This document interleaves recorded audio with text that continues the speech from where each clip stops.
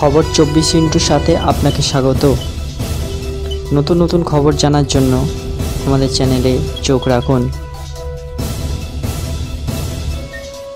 নমস্কার, খবর 24 আপনাদের স্বাগত। নতুন বছরে ফের রক্তাক্ত হলো উপত্যকা।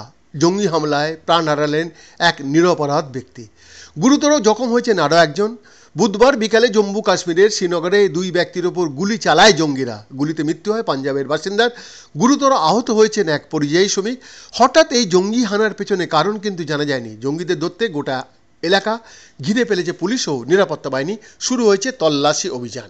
পুলিশ সূত্রে জানা গিয়েছে, বুধবার সন্ধ্যে 7টা নাগাদ শ্রীনগরের শহীদ গুঞ্জ এলাকার সাল্লা কাদাল অঞ্চলে দুই যুবকের ওপর হামলা করে অজ্ঞাত পরিচয় জঙ্গিরা।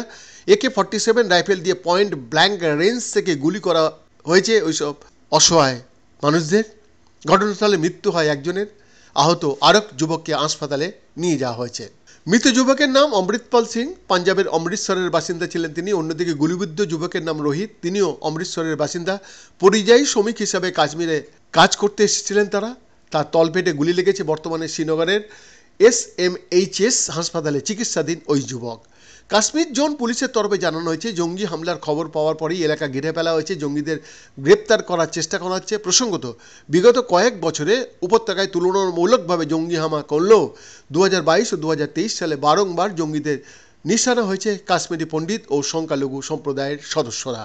বৈদ্যনাথ রিপোর্ট, খবর 24/7।